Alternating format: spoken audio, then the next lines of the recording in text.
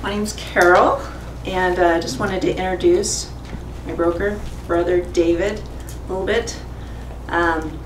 So just a short story, or rundown.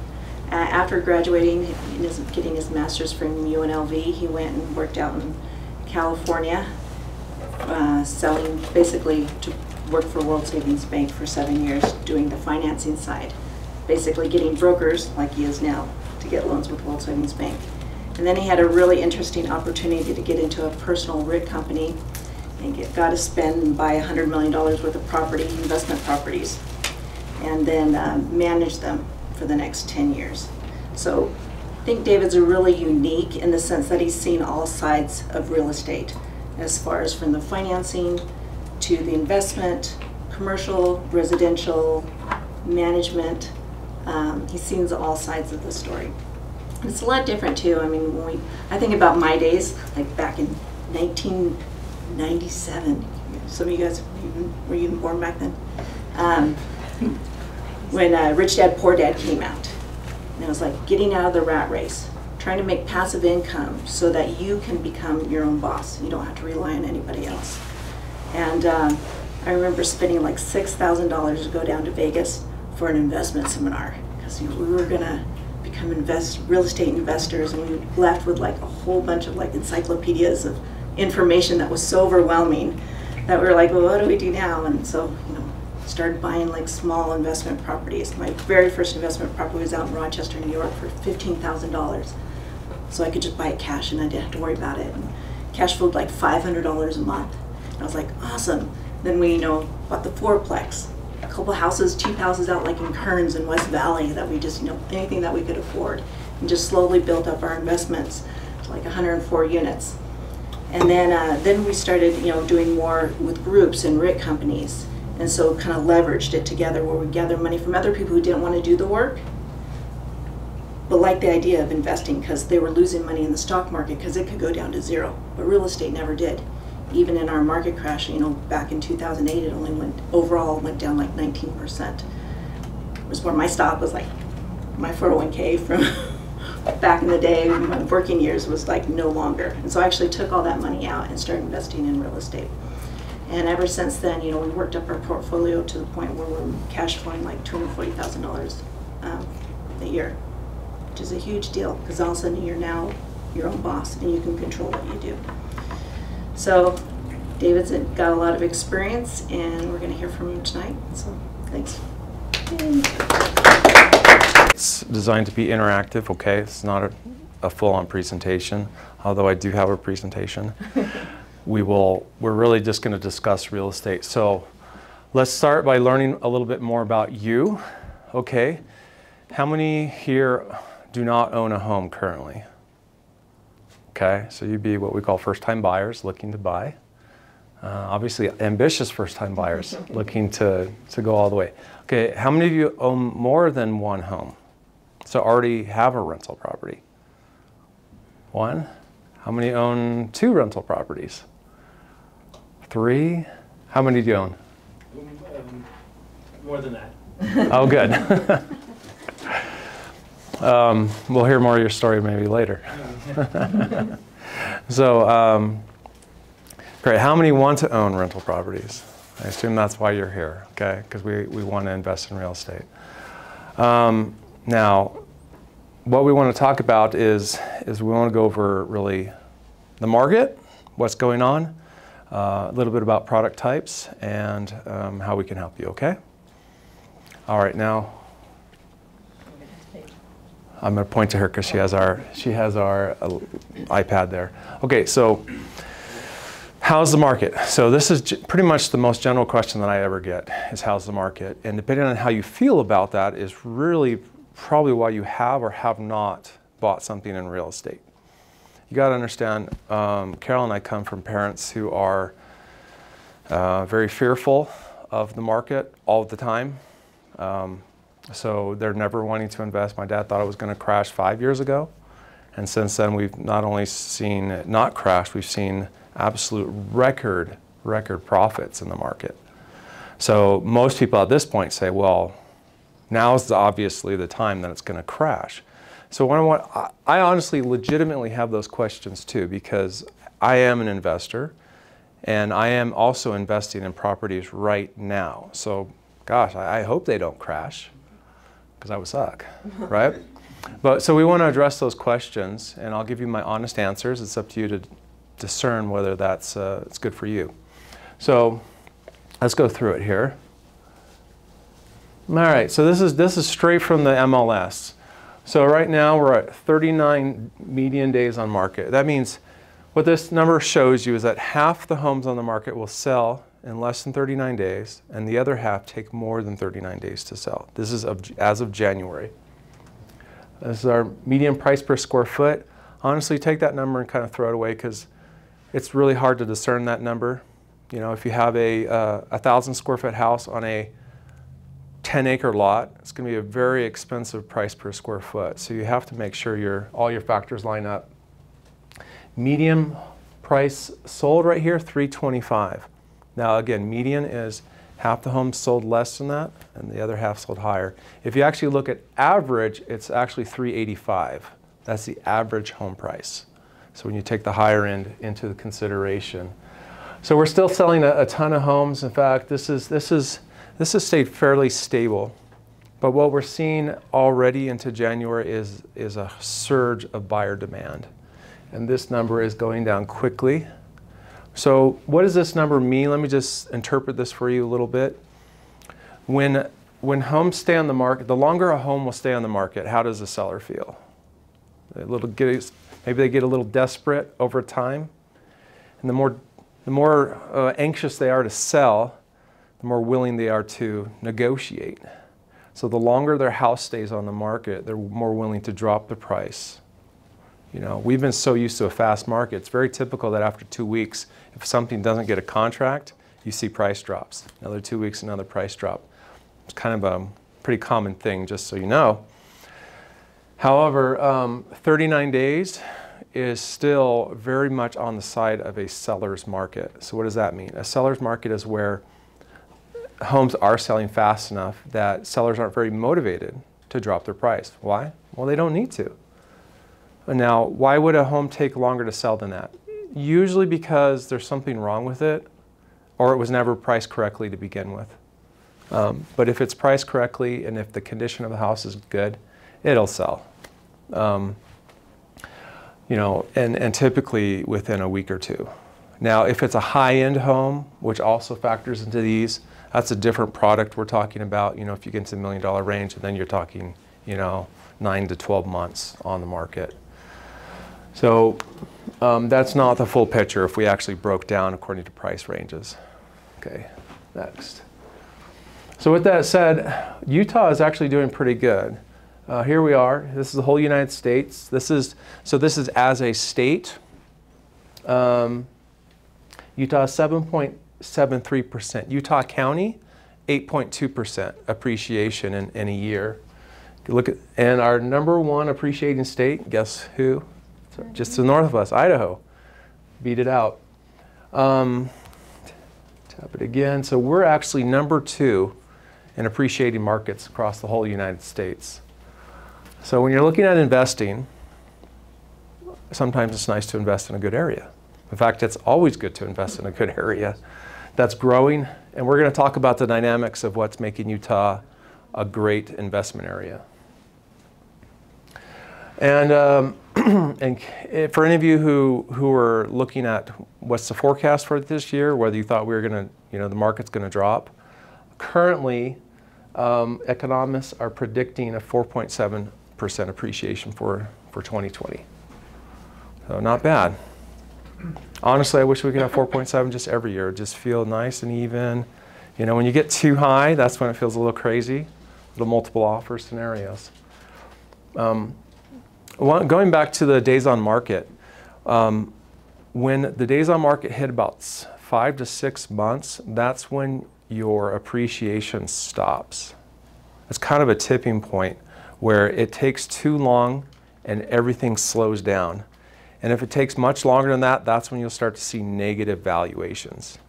So a takeaway for today, look, whenever you hear about days on market, if you hear now it's starting to get out 5, 6 months, that's when you know we're at a tipping point where the market will start to go down in value.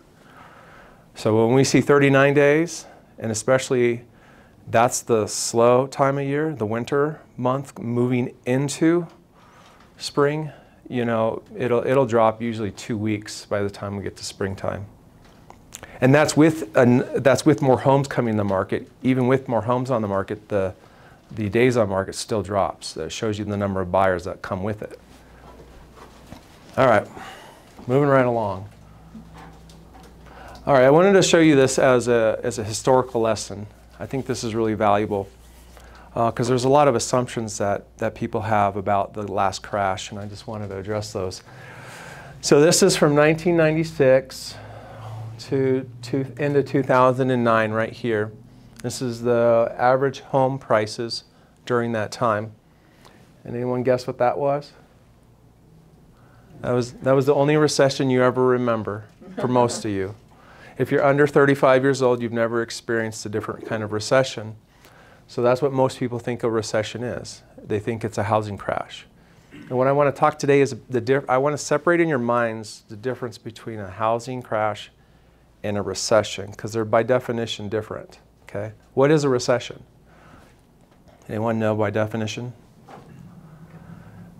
It's 2 consecutive quarters of negative GDP, where the growth declines for 2 consecutive. So basically 6 months. It's a 6 months of bad growth, or no growth, negative growth. Okay? So that's how they define a recession. So by definition, a recession would have to be at least 6 months in order to hit that definition. Now, housing slump is typically when we refer to when housing prices go down. So are these things correlated? There may be a correlation, but they're not cause and effect. And I'll explain. So keep going through here. So in green, I don't know if you can see it, this is the dollar amount in thousands of how much the house appreciates on average. So back in 96, from 96 to 97, went from $136,000 average price to $141,000 the next year, $5,000. Carol, didn't you buy around that time? So my first home out by the airport for $89,000. $89,000. Gotta love it. And I thought I was paying too much because the year before it was $74,000. Wow.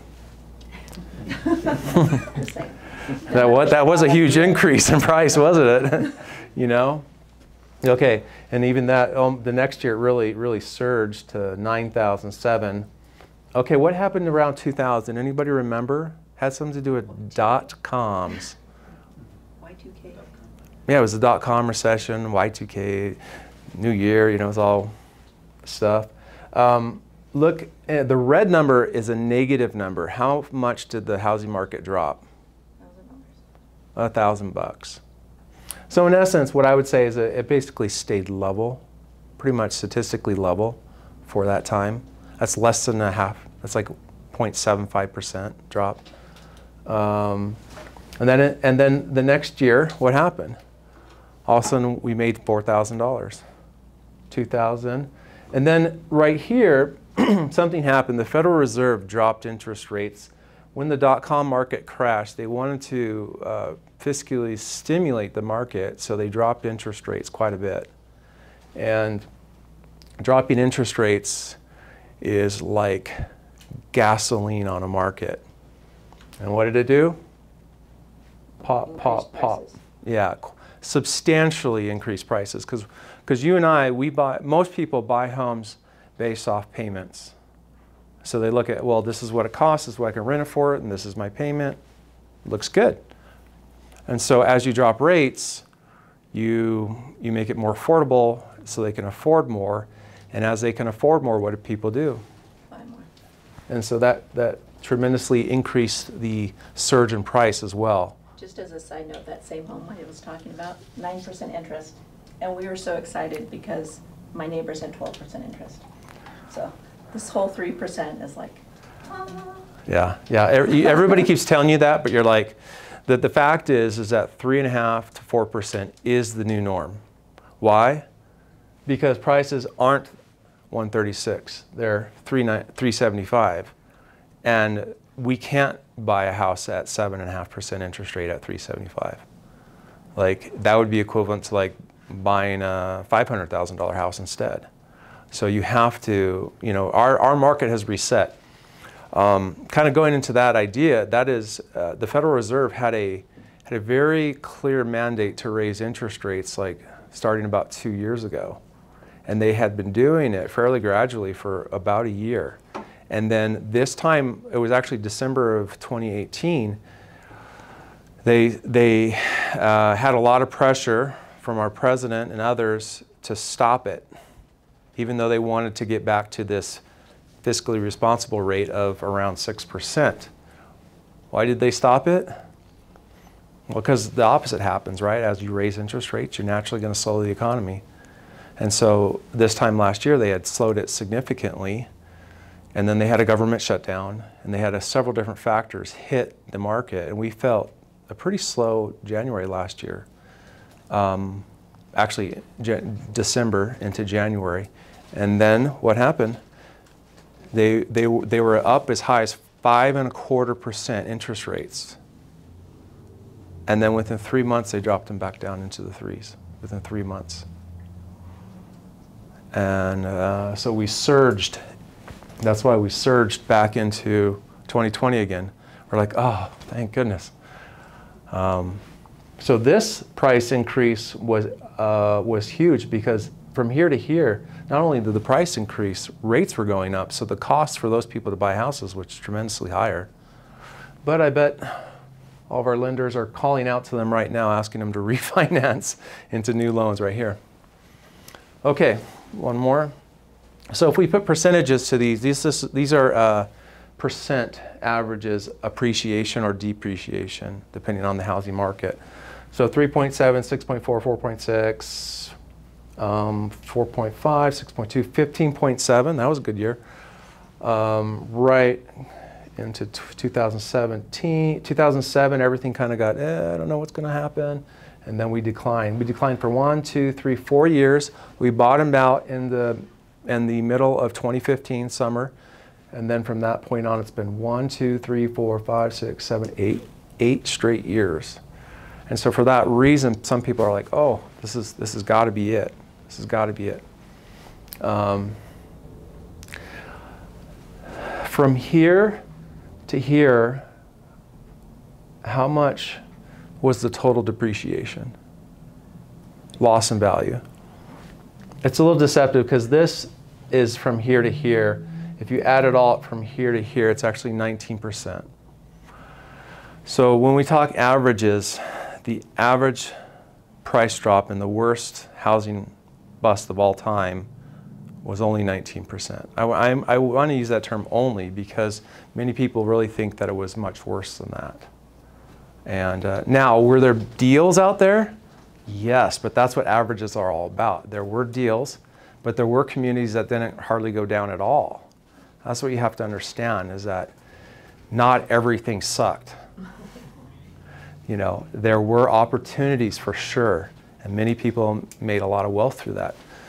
So you want to understand, be smarter about it, and don't just think so generally about the market. Say there's always opportunities within a market. How do I find that? And this was basically caused by lender fraud. I mean, there were so many people, they were doing no income, you know, stated income, no assets, no nothing, we'll give you whatever you say. So we had people calling us up saying, well, how much do I need to make to get a loan on this property? Because that's what I'm going to put in the box. Yeah. Yep. A lot, and the fraud is what took it down. We'll keep going. But now they don't do that anymore, so our market's a lot more. Right. So here we have the directions. This is kind of covering it, but we can go up. We can figure: are we going to plateau out? Or are we going to start to go down? That's what we're going to ask ourselves. And what's most in people's mind is what they can remember or what they've seen, witness, which is this. And so I want to talk about what led up to this so that we can understand and appreciate what's changed. Okay, so these are what I call the 4 key differences between now and 2007. All right. So me, I was actually in the loan industry back then and really saw firsthand a lot of the crap that was going on. Yeah, come on in, come on in. Find a seat anywhere. Okay, who remembers these days? They actually had a loan. It was often referred to as it was called the no income, no asset, no verification. So what does that mean? It means you could go to your bank and say, hey, they say, what do you do for a living? I'm a dancer. Okay, how much do you make? $110,000 a year. All right, how much do you have in the bank? $50,000. Okay, and you'd write that all in the loan application, and they would never ask for a bank statement. They would never call and verify your employment, and they would just go purely stated. And people would really make up interesting, yeah, I'm a contractor, maybe he's a bum contractor, but you know, contractors had the potential to make a lot of money, so they would say, yeah, I'm a self-employed contractor and I'm making $150,000, $200,000 a year, when in reality they were just a handyman that was maybe making 40, but they would lie. And so they termed this the liar's loan. So why do I bring this up? Is because the line in the magnification of incomes through stated income caused people to buy houses they really couldn't afford. So when the price dropped in the housing markets, they lost the incentive to keep it. Or I should say they never had the ability to keep it very long without cashing out or refinancing. So that's difference number one. This year, we have a lender, our preferred lender in the back, Caleb. Caleb, how many loans are stated income that you do nowadays? None. Now, is that a big difference? I mean, back in the past, it was a good majority of people. It was just so easy, and the rates weren't very different. I mean, that was great, right? Because you didn't have to go through the hassle of stating your income, but it became very corrupt in nature, and that was the problem. Okay. So now we're looking for work histories, tax documentation, pay stubs. You actually have to earn it. Okay, I mean, it makes sense, right? You're borrowing $500,000. I mean, okay, FICO scores. Back then, what did we hear? What was the beginning of the collapse? Subprime, right? So it was the subprime mortgages that started it all, and then it led into the good mortgages too, because once the price got to a certain point. Now the good mortgages were affected too because they were also doing a lot more 100% financing, so people didn't have equity as well. Now FICO score requirements, you could easily get loans if you were in the 500s back then, higher 500s. And now we're really looking FHAs really like 620 and above. Okay, so FICO scores, you actually need good credit, decent credit. Not perfect credit, but some credit. Okay, next, so that's difference number two. So again, subprime loans really don't exist. If you want a subprime, you're going to pay 8 to 10%, and you're going to have to put some money down. You're not going to get it at 100% financing. So that filters out most people. So you can get a bridge loan or a short-term financing through a private bank, but that's about it. It may discourage some people, but what this is actually doing is it stabilizes the housing market from fraudulent lending. Okay. And this all a result of increased government regulation, oversights. They're not packaging it with Wall Street anymore. You know, where they put the subprimes with the AAA loans and they sold to Wall Street as a good investment. And then that brought down our largest insurance company, AIG, at the time. So those things happened.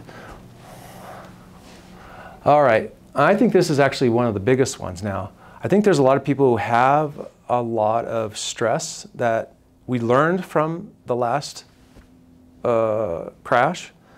So we see a stat now that I read that we have more equity now in homes than any other time in real estate history. That's a good thing. So what is, here, click it, the average home now has 24.7% or 25% equity. So if we did have a crash, are people more or less likely to let their homes go? They're less likely because you're gonna lose that equity. Or put it this way, if you did lose your job and you aren't able to make your mortgage payment, if you have equity, you can sell, get some cash, and survive for a while. So you have options. So before, when people didn't have equity, I mean, back in California, it was like your house was like this ATM machine. People were like refinancing, seemed like every year, every other year, and they were pulling $25,000 to $75,000 out every time. And then they go buy a Mercedes or BMW. Seemed like that's what everybody liked to drive down there. All right. Okay, so all those things have changed. I know they're sometimes imperceptible, but you have full documentation. You need okay credit, right?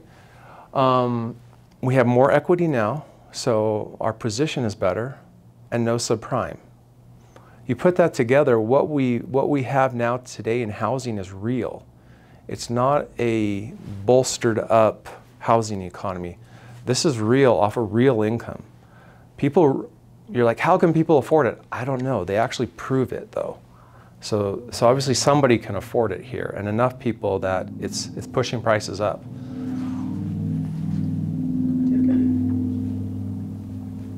Oh yeah, I called this post-traumatic stress disorder, financial PTSD from the, I know I had it, I'm like, you know.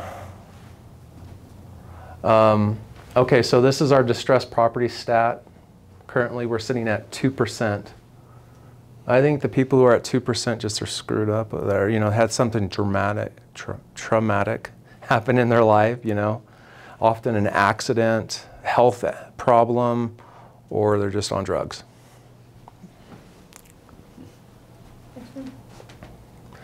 All right, do I have a reader?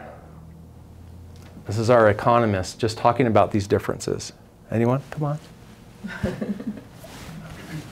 The housing crash during the Great Recession left a lasting impression.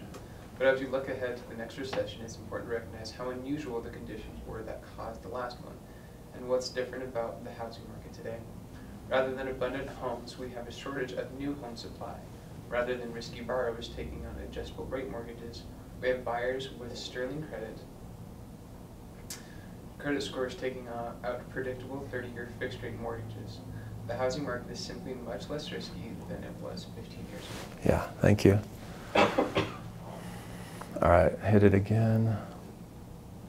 All right, so people have been calling for, at one point, a recession this year.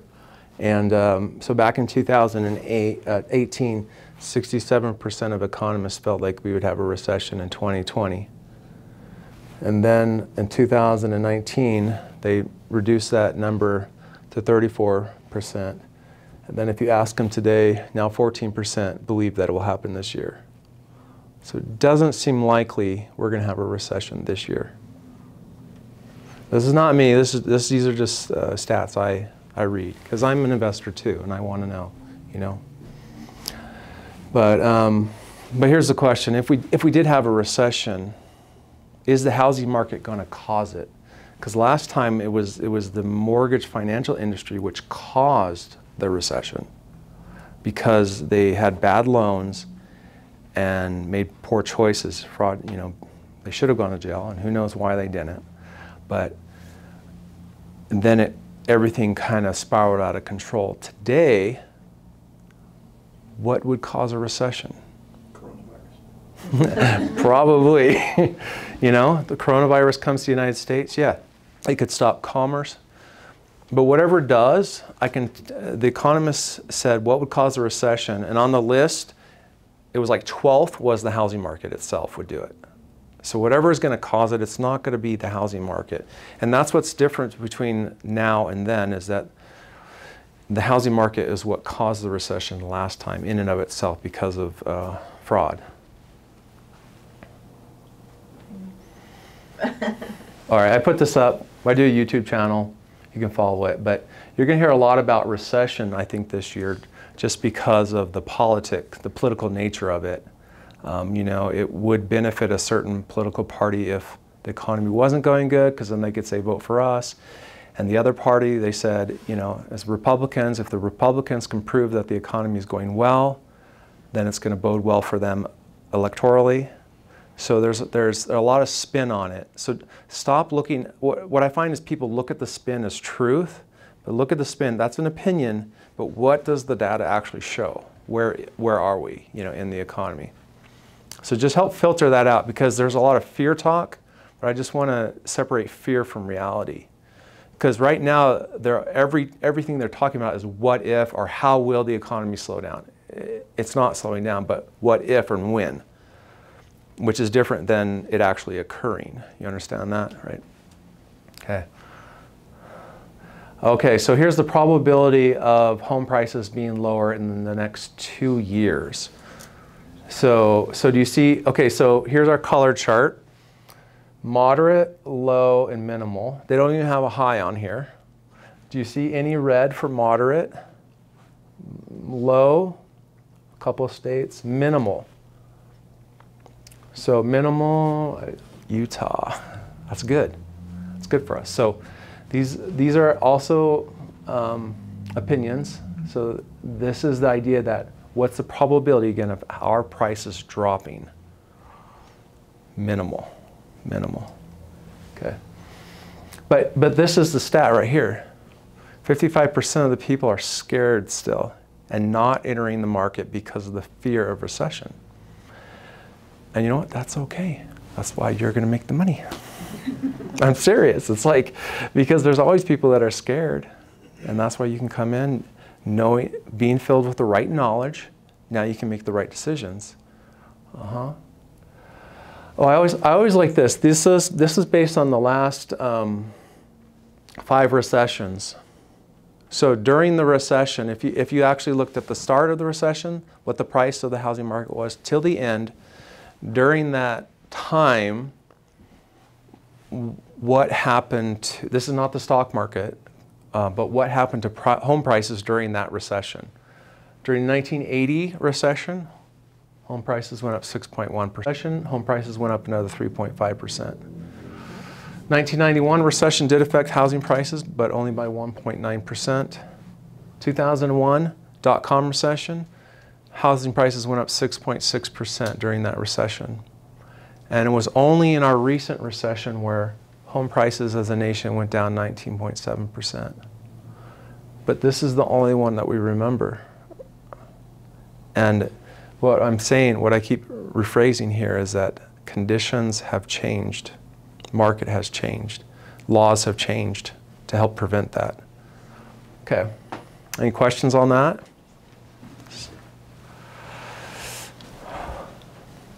So, recession is not synonymous with housing crisis. Okay? So let's talk about how a recession does affect housing.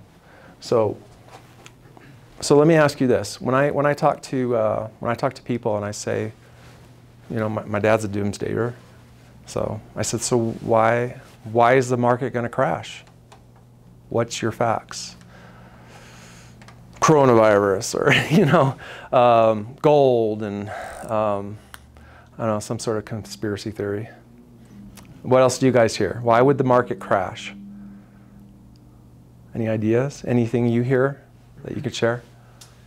Something I heard was the price of labor for like contractors is pretty high, and so that could increase costs for a lot of other companies. If we're increasing costs, we have to cut costs somewhere to be able to maintain profitability. And if you cut costs, then people lose jobs, people can't pay their mortgages. Yeah. Yeah, so let's back up a little bit and say, what actually makes the housing market, makes or breaks it? going to break it down to one simple stat. Okay.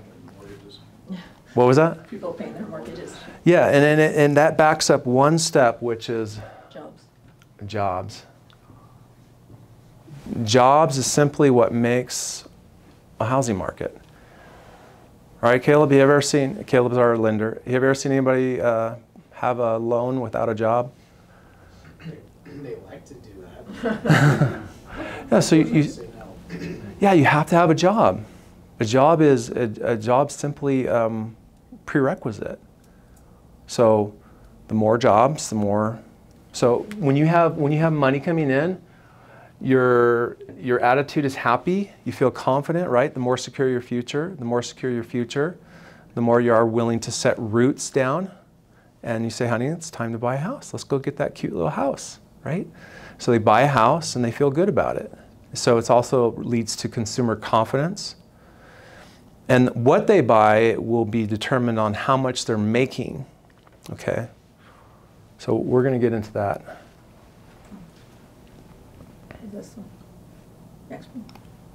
Oh, yeah. Can we go back? Okay. Anyways, this is another quote. This is going to be a much shorter recession than the last one. I don't think the next recession will be a repeat of 2008. The housing market is in a better position. All right. These are smart people. We hope they're right. That's good. Smart guy. Yeah. All right, next. Here we go. All right, so here we are. So what we're seeing is, again, the reasons to buy is house prices are still going up. They haven't stopped going up. They're projected to go up this year. Interest rates have dropped. And the experts are forecasting, at least for the next foreseeable 2 years, minimal chance of it going down. And I would say that means a much higher chance of the opposite happening, going up. And we are in a fast-growing state.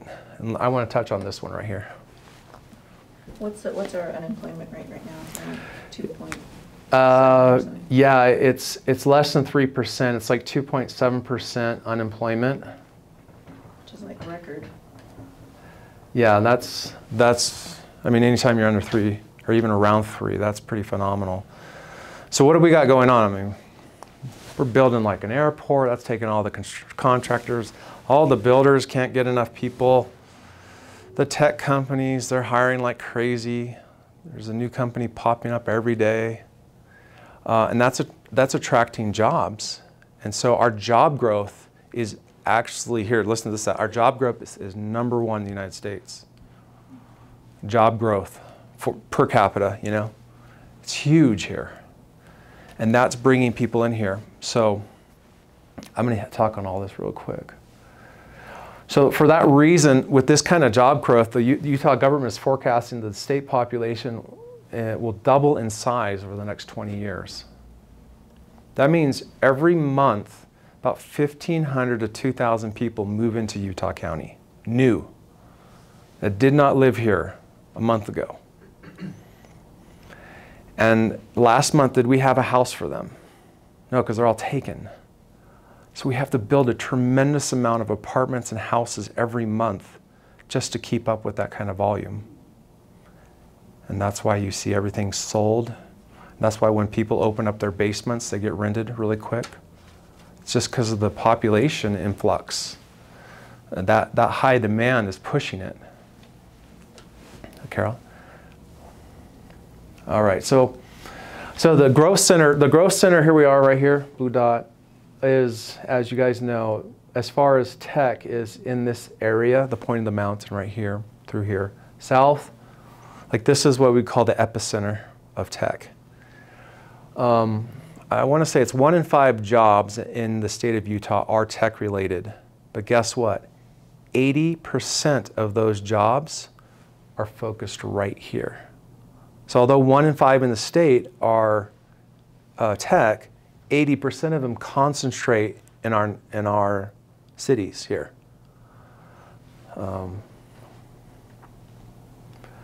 Okay, so that's what I just said. Okay, keep going. Yeah. I want to show you something interesting here. So we call this Silicon Slopes. Does anyone know the history of that name? Silicon Valley, because that's where they started making, I think it's the first semiconductors in San Jose area. Is anyone familiar with the geography of San Jose? Tell me, what's the geography have? Well, it's a small peninsula surrounded by a whole bunch of water, and there's mountains on one side, so it can't grow really at all.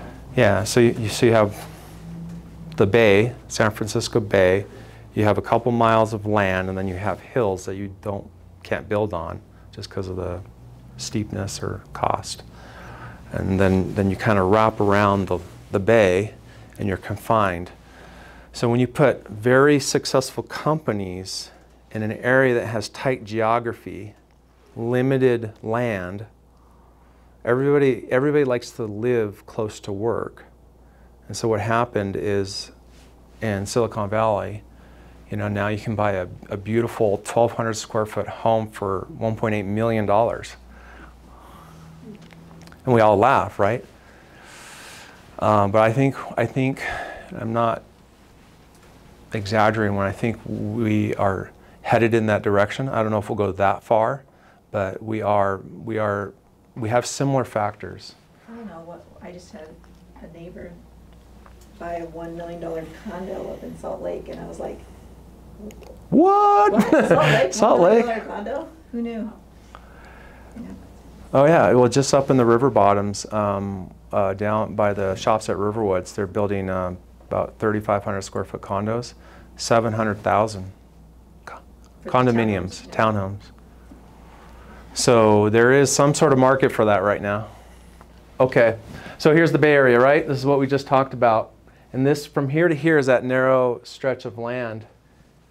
And then, of course, you can definitely get a cheaper house out here, you're willing to drive. And same's true with Utah. You can drive out to Nephi, get a cheaper house, no problem. But what we're saying is that Price. We want cheap houses. our geography is very, very similar. We have a narrow strip between the mountain and the lake, and we have high concentration of tech companies. Now, what I should add to that is that the average Utah income is like $50,000 per family. But if you work in the tech industry, you know what the average is? No, it's 108. 108,000. That's more than double the normal Utah. So if you know a lot of people that feel like they're getting pushed out of the market, they're not feeling it. They are getting pushed out of the market. Why? Because you have 80% of the tech industry that's getting paid more than double the normal Utah family concentrated in our area, and they can't afford the houses. Not only that, they can buy a rental property too. And that's what they're doing. And those tech companies, because of the potential earnings that they make, they can keep increasing wages as prices of homes get more expensive in order to attract the talent pool they have. So that's what we're seeing. Oh, I forget why I had the slide. Let me see. Housing prices. Yeah, tap it again. Oh yeah, so in this one it shows that from here to here it took 19 years for prices to double. Tap it once more. But we're seeing, because of the changes that have happened locally because of our jobs and as an industry. And let me say that we're not just tech. I mean, doTERRA. TERRA's not technically a tech company, but they have huge facilities here. Have you ever heard of Aptiv Environmental? They do summer sales. They have like 1,200 sales guys, and they're making good income going out throughout the United States selling Vivint. Vivint does secure sales, right? And they're billion-dollar companies, so it's not just like one industry that we're tied to. There's a lot of incredible things. I mean, think of Crumble Cookie, for heaven's sakes, right? There's a lot of great businesses. Yeah, it's probably locked. There's a lot of great businesses, and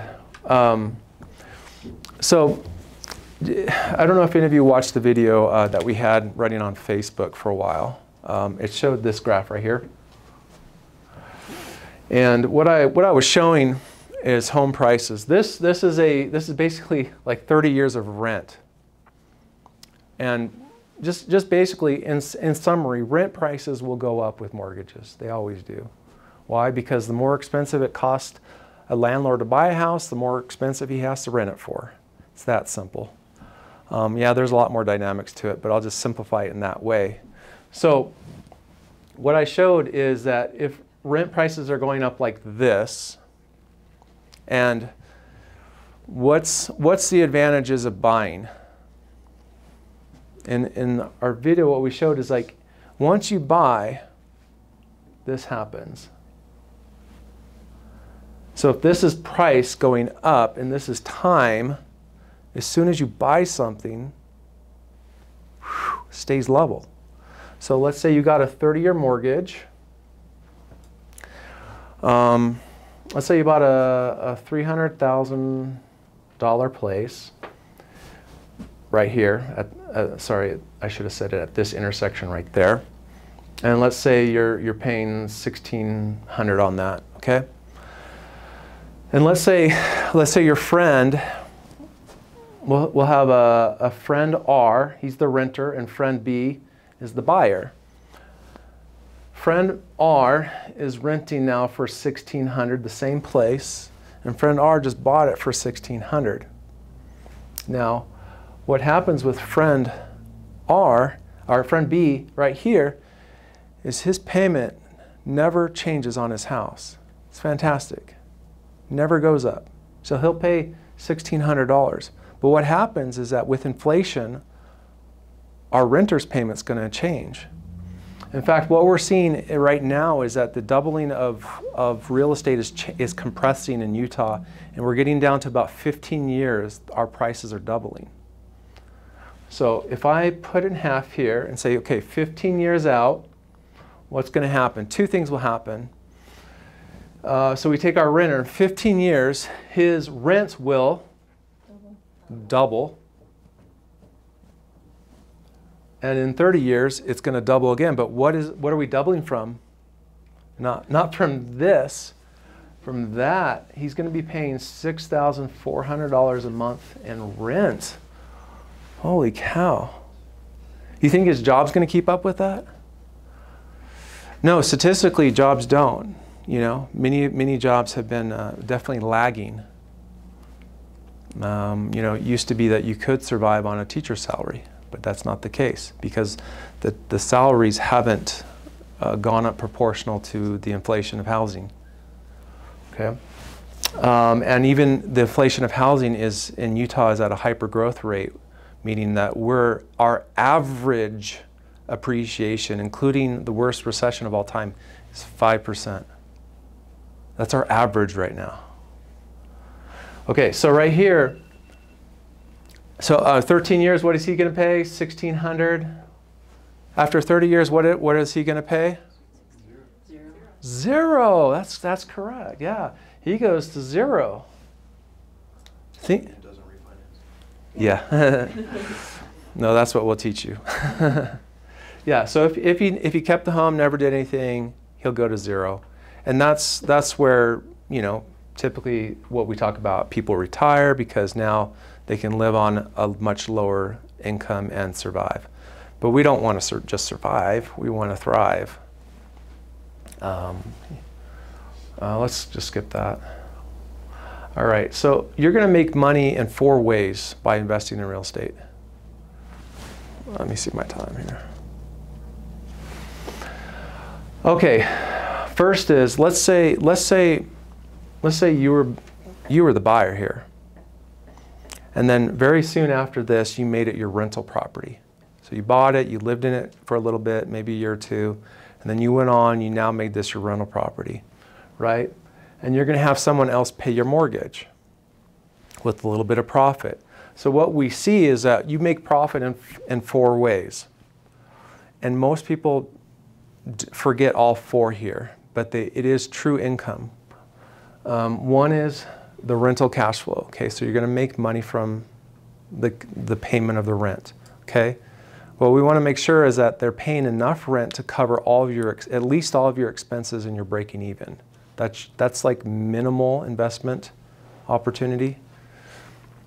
The next one, which is where you make the majority of your money is in appreciation. So that's as the market appreciates, you're going to make most of your money right here. Capital pay down. Does anyone know what that is? Paying more for the less interest and more of the principal on the loan. Yeah, the renters are paying your mortgage, which. Yeah, it's just it's not about paying additional. It's like the renters are paying my mortgage, and there's a certain percent of that mortgage that is principal, which is like cash to me. So when I don't get it, right, of course, my bill doesn't change, but when you go to refinance, that equity is there. It's probably on a $300,000 loan, it's probably somewhere between $4,000, $6,000 a year pay down. So put that in. That's a decent number, right? $4,000 bucks. It's like putting money in your IRA. Yeah, it's like someone else putting your money into the bank for you. And then there's something called depreciation. So you have the land and you have the house on top of it. Tax accountants take the value of the house, and they know that over time it has to be replaced. And so you can take that value as an expense. And so let's say the value of that was $150,000 on top of the land. You could depreciate that over time. So if you depreciate it over 15 years, you would take $15,000 off your income every year. And if you didn't make 15, you would show it as a negative. What does that mean? It means you don't have to pay taxes. So Can you take mortgage interest deductions and tax deductions? yeah, all those things are considered expenses on a rental property. So you don't have to pay from that. So those are your 4 ways, and they add up fairly quickly. So let me show you this. When you buy a $300,000 home, do you actually spend $300,000? You spend whatever the down payment is. Whatever the down payment is. The traditional down payment, let's say, is 20%. Okay, how much is that on a $60,000 home? 60,000. Duh. I thought you were. That was so funny. I wasn't funny. How much is 60,000? Yeah. 60,000. 60,000. Okay, but if you appreciated, let's say the market does slow down. Last year we had some crazy numbers, right? Over 8%, 10% in some areas. But let's say it does slow down to more of an average of 5%. 5% appreciation on a $300,000 home is how much? 15,000. So if I only invested 60, I just made 15. That's a 25% return. Many people don't do that number right there. They think, oh, I only made 5% this year. No. You made bigger than that. If you go to 8%, it's a 42% return. If you go to 10%, it's a 50% return on your investment. We had so many people from China buying cash properties here just because they were just throwing money at us. So there's a financial principle called the Rule of 72. So the Rule of 72. And that tells you how fast your money will double. So if I take 25 and divide it by 72, it's just a little under 3.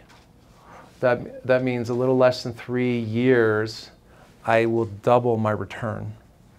If you can double your return in 3 years, you're killing it. You really are. I mean, there's very few places you can get that kind of return. But are you only making 25%? No. In fact, the numbers on depreciation, the numbers of your cash flow is a little squeezed. You're making somewhere between 2 and 4% cash flow. You're making the appreciation, and you're probably making another 6% on the capital that from the renter. So from what they pay. So if you go to 8 So you're probably more like 32. And then depending on your tax bracket, you know, if you paid, let's say you're at a 30% tax bracket, and you have $10,000 that you can depreciate off your income. Because when you buy these as a sole proprietor, it's a pass-through to your own personal income, so you can write it off. So if I wrote off $10,000 off the top of my income and I was taxed at 30%, I'd save over $3,000 in taxes that I don't have to pay, which would add another 5 to 6% to that. So we're talking the returns on real estate can be, does that sound good to you? Is that higher than what you thought? No, no. Is that lower than what you were thinking? It's right on. Okay, good. You know numbers. But traditionally, it's actually been much higher these last few years because, let's say for you guys that just are looking to buy a home for the first time, you know, the mortgage payment is something you're going to have to do anyways, right? You're gonna rent anyways for about maybe the same price. But you can do a loan and only put like 3.5% down. So you're buying a house for like $9 grand. So if you bought this for like $9,000 or about $10,000, and it made $15,000 your first year, You just doubled your money. you're 150% return on investment. See, people, that's a crazy number. All right. All right, so here's summaries. Okay, we've had a 7-year great run, longest in history. It's going good. Next recession is not likely to negatively affect housing. Housing will slow down in appreciation probably in 2021, but definitely not affect, they don't think it will affect prices. So most people think we'll still go up in price in Utah. Housing demand is so freaking high here because of jobs and just the economy is really good. So it's driven by Silicon Slopes and so many of these others. And because of the geography that we have similar with California as well, the constraint in the next 20 years, that can be a problem. Imagine Utah County having as many people as Salt Lake County. We're talking 600,000 to 1.2 million over that time. You're going to see a lot of high rises coming up. All right, and if we did have a slump, you know, where people, you know when housing goes down, what happens? There's less people buy, and what do? Rent from you. That's what they do. They rent from you. All right. All right, so I had these buyers who back in 2016, they did this new construction townhome. He did summer sales, so we put him under contract. He left for the summer. He came back to his new house. And this is Donnie and Angela. That's their new house. So this was 2016. They bought it for $250,000. All right. He did really well. In 2017, he bought a house, owner occupied, and then in 2019,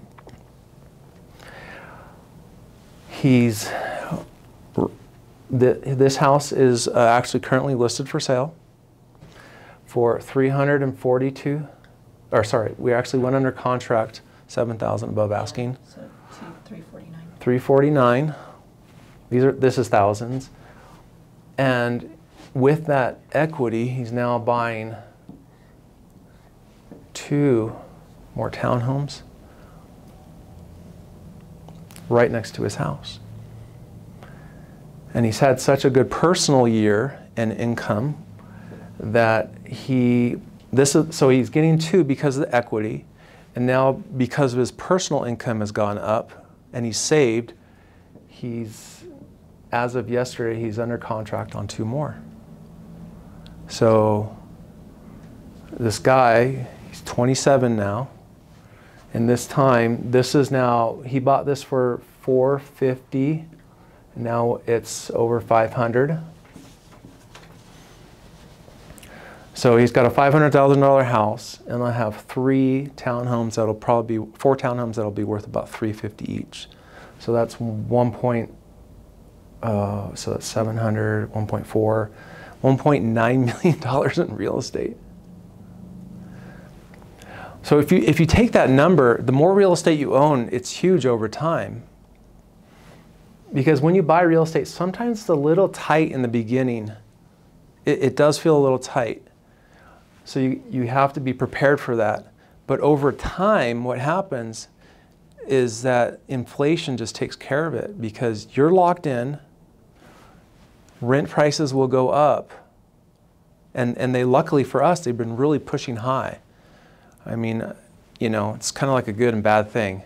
But the reality is we're just taking advantage of something we can't stop anyways. Can't stop it. It's going to happen. So just ride the wave. Stop resisting it. So you sometimes just got to bite the bullet and do it, because you will get pushed out of the market if you don't. Because these factors are happening. These are real things happening in our market, and they're as we say, the fundamentals are very strong and not inflated. And this kid who now has $1.9 million in real estate. So he's got 1.9 million. How many will he have in 15 years if he didn't buy any more? Like, what would the value be based on our? That's 3.8. Thank you. 3.8 million. And when he's 57 years old, 7.6 million. Holy cow. And if you had 4 rental properties, and let's say, and that's if he does nothing else. It does nothing else. Now, how many of you could save that much by putting it away? No, none of us can. Yeah. All right, so to help us understand how to do this, I invited our preferred lender here so that he can now answer some financing questions and questions that you may have concerning like how to actually do this. So there's a lot of banks out there, but we work with Veritas Funding with Caleb, because Caleb knows a deal. He looks at what you're trying to achieve long-term as well. Because sometimes you may get into a loan product that's not right for you because it was maybe good for immediate, but you weren't thinking a year or two down the road. So he helps us in those scenarios, and he'll be a good one to ask questions with. So I want to invite him. Come on up. Actually, let me turn this to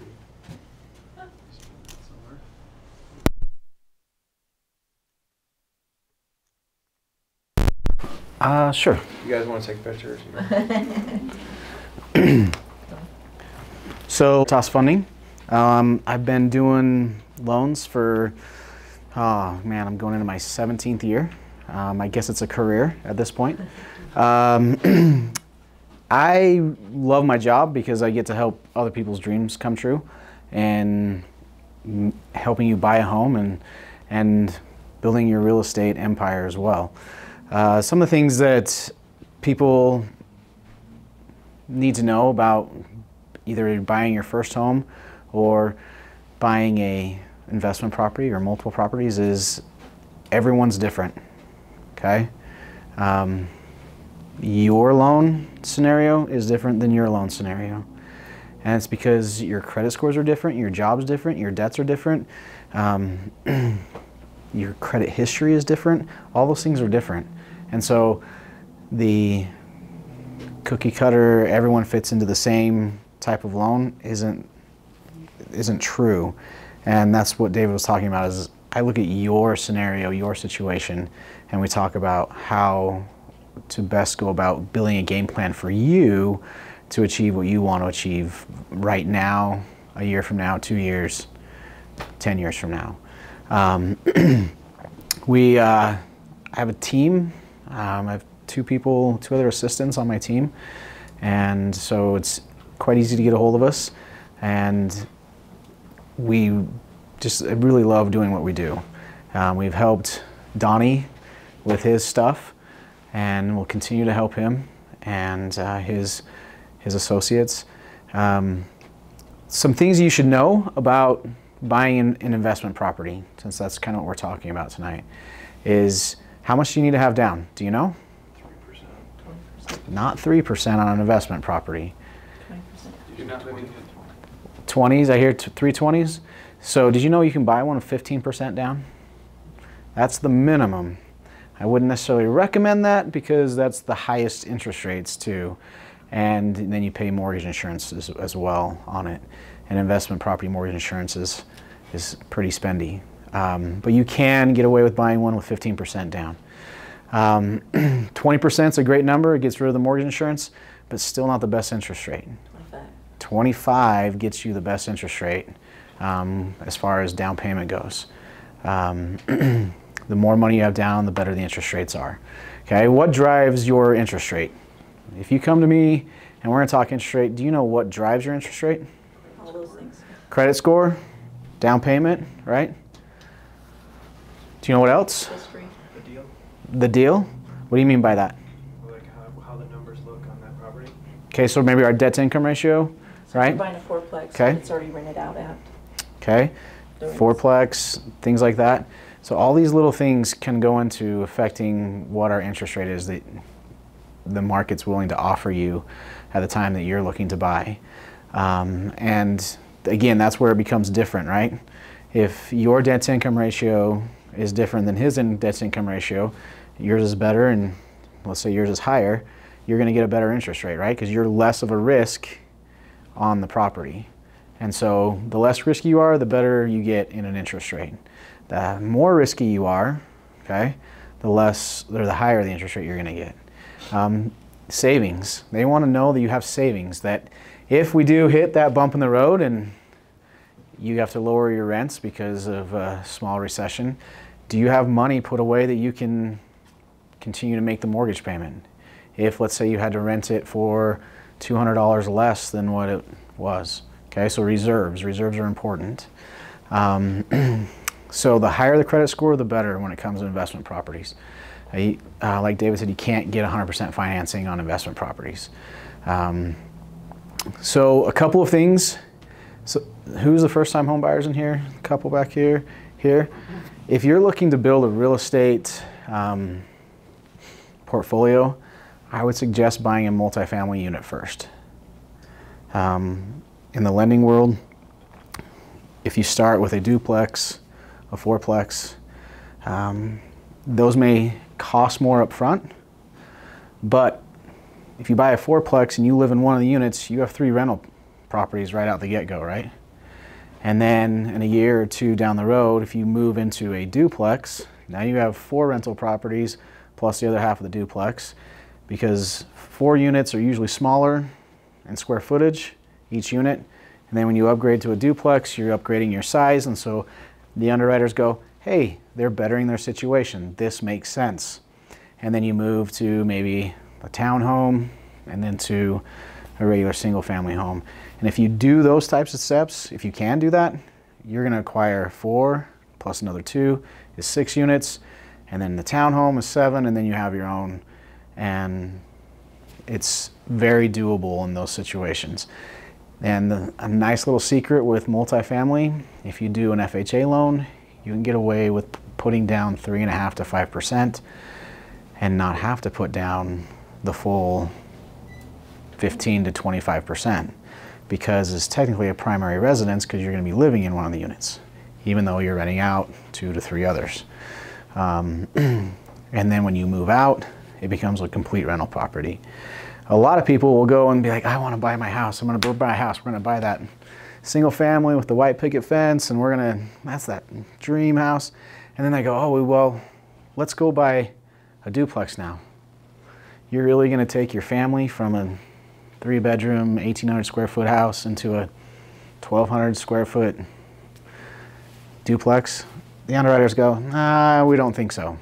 So it's much more difficult to go backwards that way than it is to build from the ground up and go in that direction.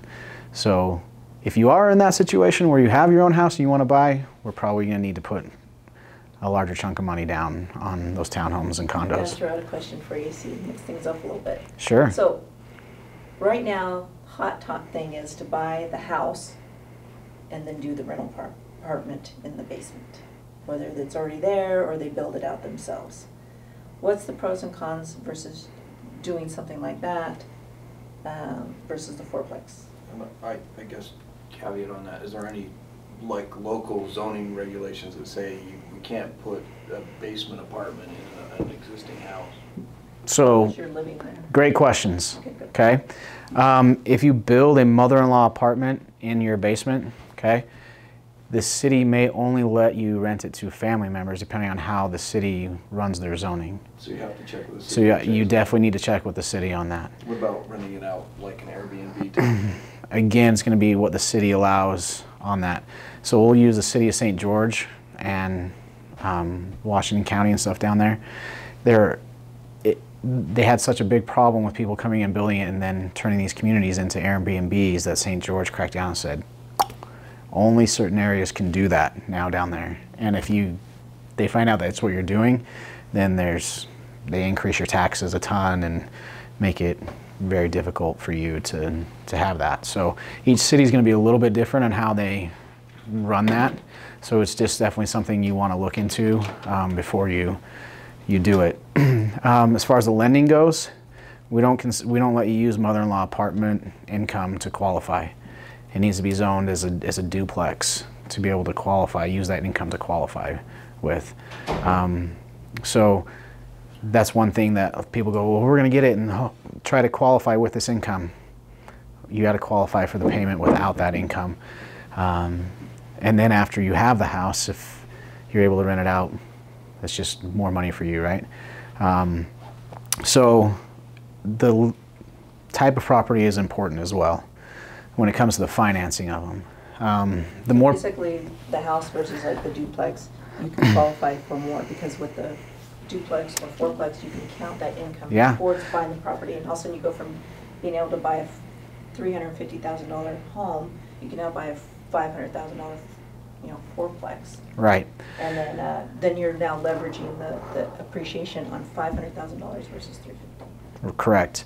So on the lending side, you can, if you're buying a fourplex and each unit rents out for $1,000, okay, you have $3,000 now, and we use 75% of that $3,000 to help offset your mortgage payment that you're qualifying for. And on FHA, it actually those 3 units have to cover your full mortgage payment before they'll let you do it, or you have to put more money down. That's why I say it's 3.5% to 5% usually, depending on the size of the home. You have to live in. You have to live in one of the qualify units. for the FHA. Yeah, for the FHA, it has to be a primary residence, and you have to live in one of the units. But we've had several investors that have gone that route, and it works really well. When you sign your deed of trust, you're agreeing to live in the home for a minimum of 12 months, okay, as your primary residence. That is your legal obligation by signing that document. After that, family grows, Move to the townhome. different things change. You can What do they consider living in the home? So you need to live in it, like that needs to be your primary residence. Like that's where you call it all your bills, you live there, you're there more than half of the year in that. So some people will have a home in St. George and they'll have a home up here, right? You have to live in it at least 50% of it at the time to be your primary residence.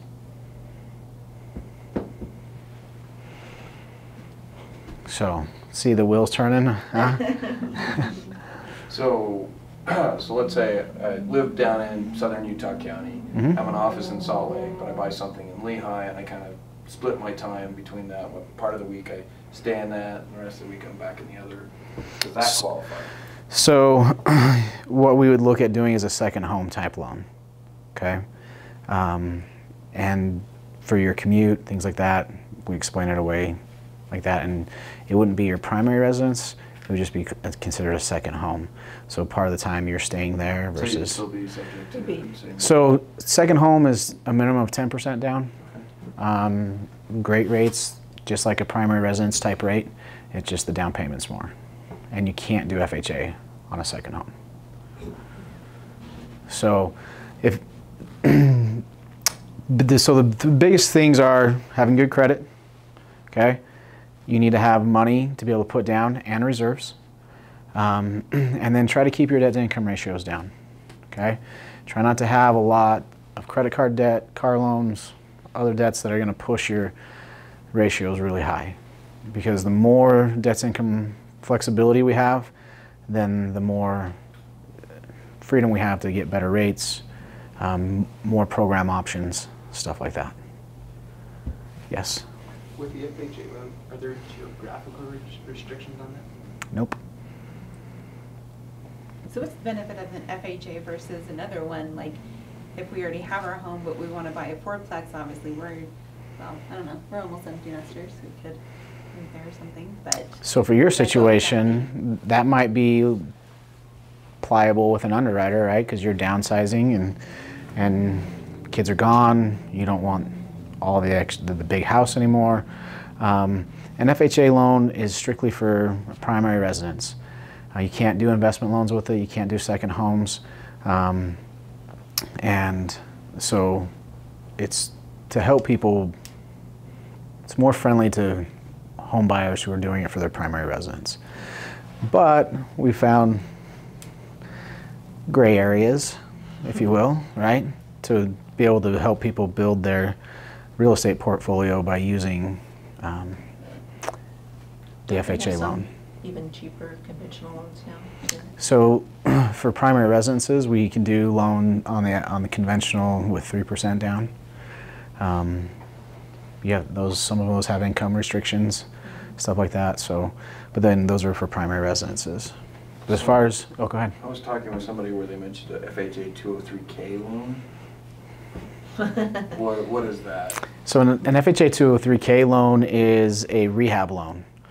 So you can buy a home up front. It has to be a primary residence again because we're talking FHA. And you can go through their steps of getting a contractor who's approved with them to bid out. Let's say you need to put a new kitchen in it. You get plans. It's basically a modified construction loan through FHA, where they'll allow you to remodel the home to a certain degree and then move into it once it's done. And they're pretty difficult to do because there's a lot of paperwork and red tape you have to jump through with it, but they are doable. Not a lot of people do them, but they can be done. Other questions?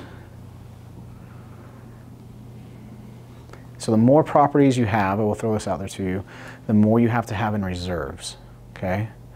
And it's 1 to 4 is a certain price range, 5 to 7, and then 8 through 10 is a different percentage of reserves.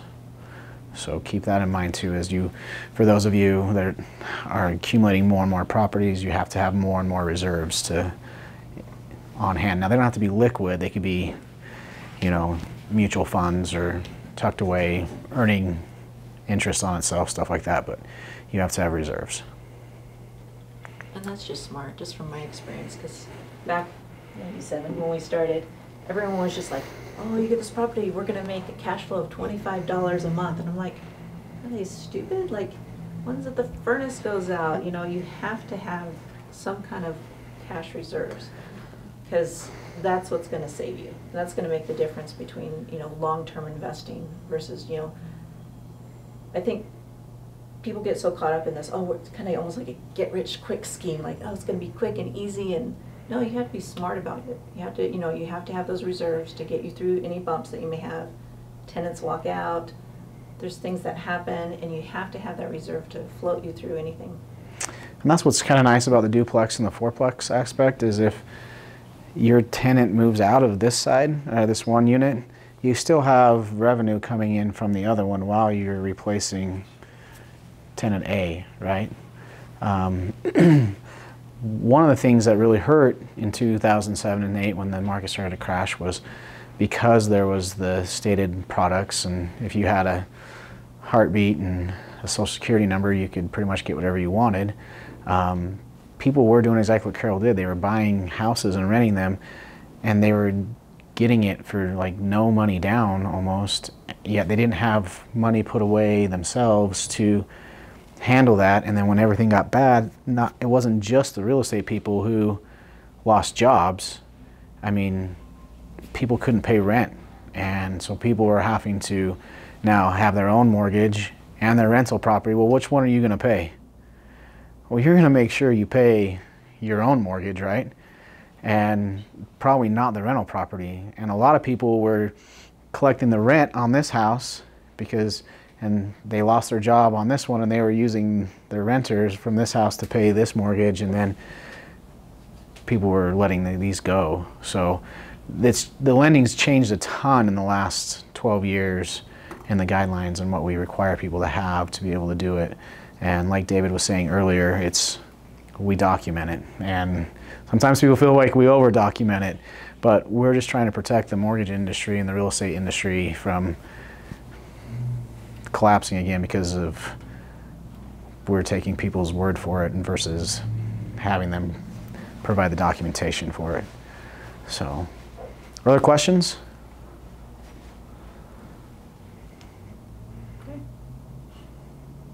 Well, like I said, if you want to talk more, happy to meet with you. And come over to the office. I'm here in Orem on Center Street, and we can talk more in depth about your situation, what you're planning, and build out a game plan for you. So, thank you.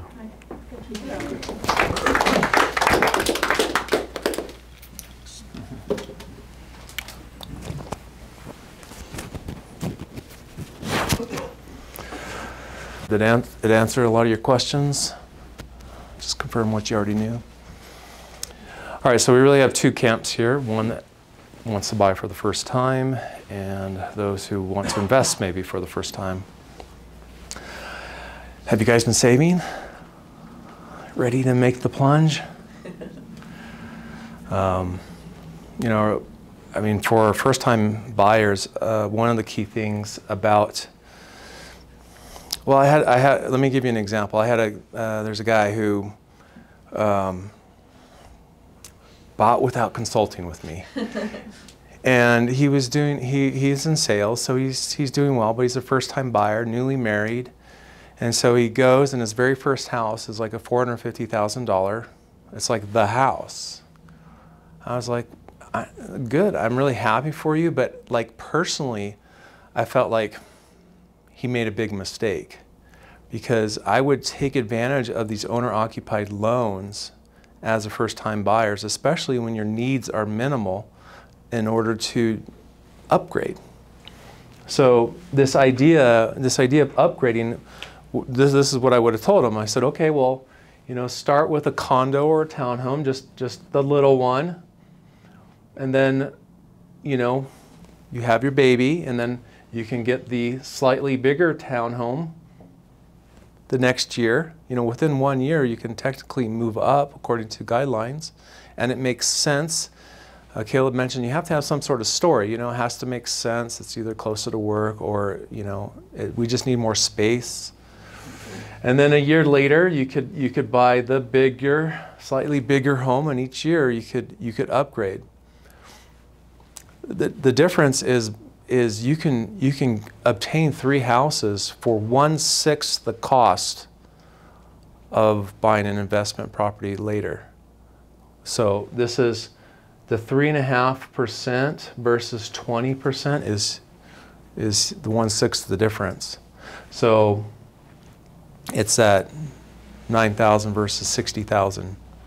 So if they can buy it for 9, and maybe the slightly different one is 12 and then 15, it's really a minimal difference, but you get to move up.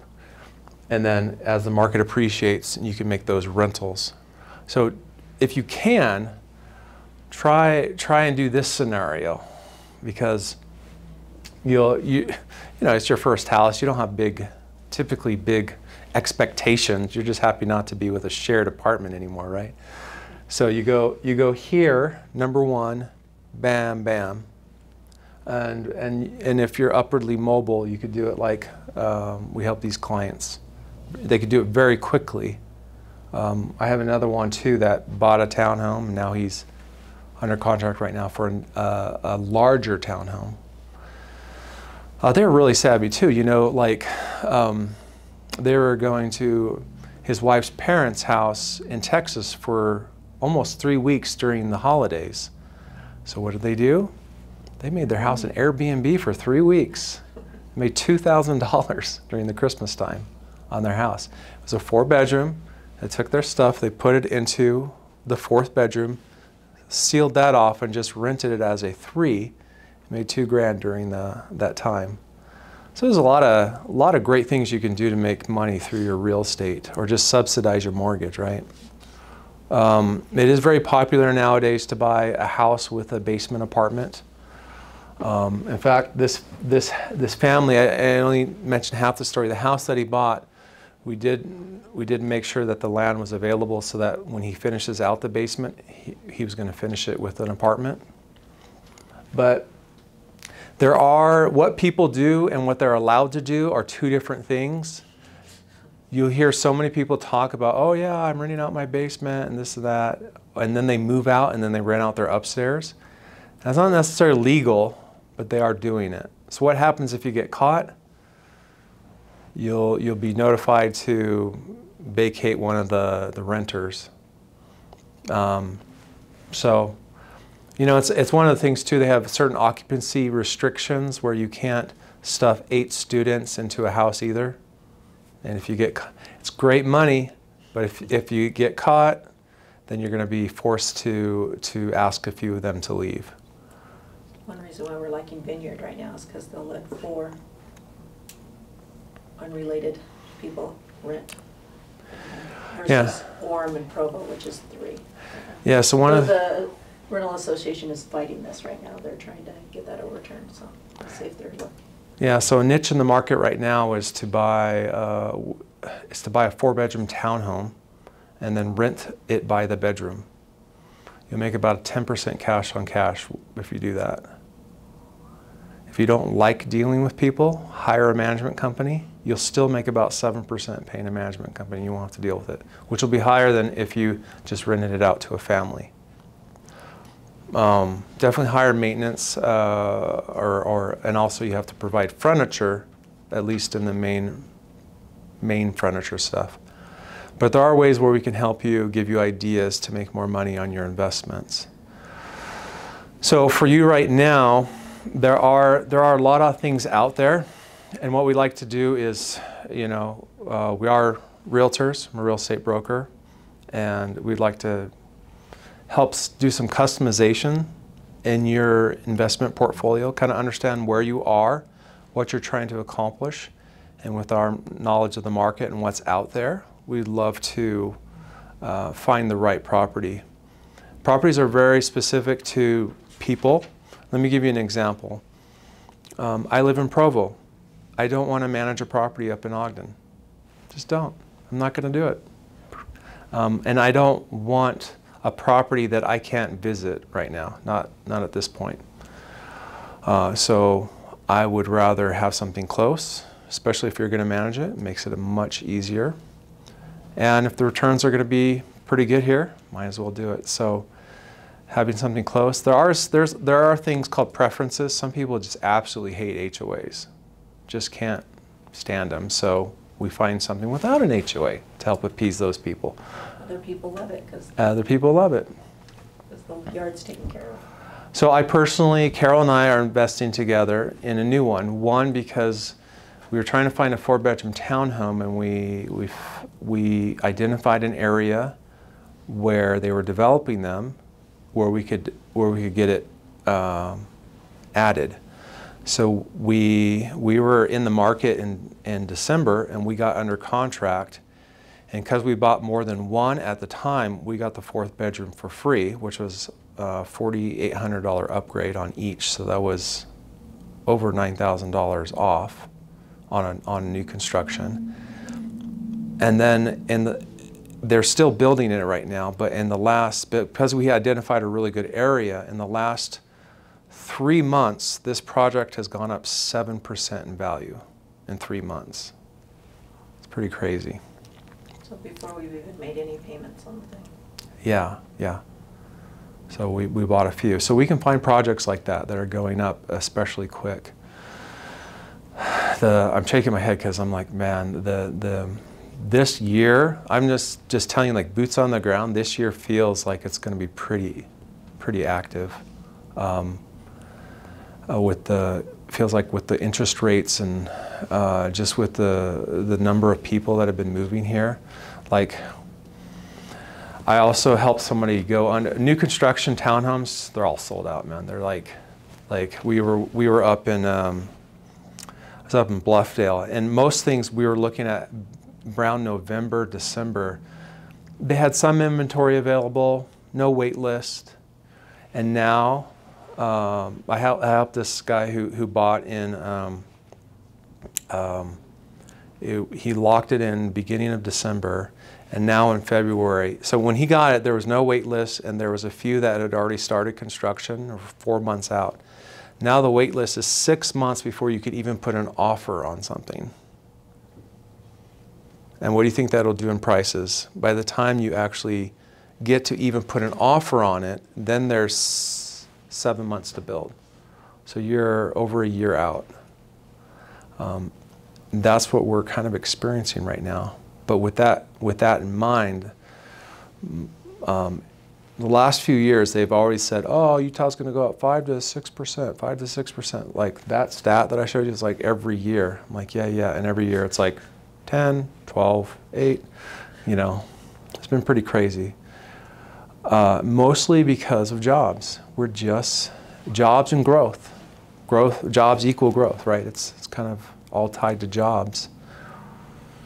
So if you're looking for the crash, it starts with a slowdown in jobs, so you'll see quarterly earnings of companies drop, which means they can't expand, which means they may have to lay people off, and then as they start to lay people off, then it will trickle down to jobs, right?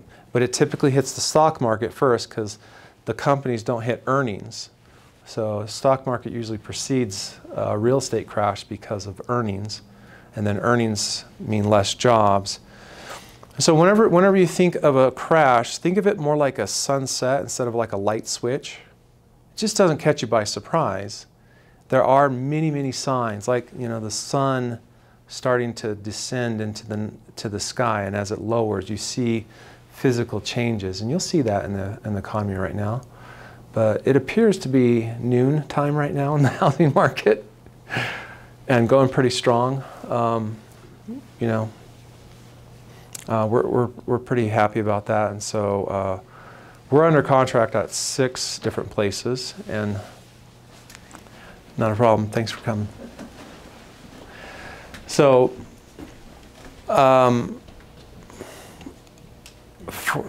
yeah. So in wrapping it up, we're here to help. No pressure. We're here. Is there, if there's... I was just going to say, how many of you wish you could have bought a home 3 years ago? And what are you going to feel like 3 years from now when those prices have gone up? Assuming they go up. Yeah. They don't always.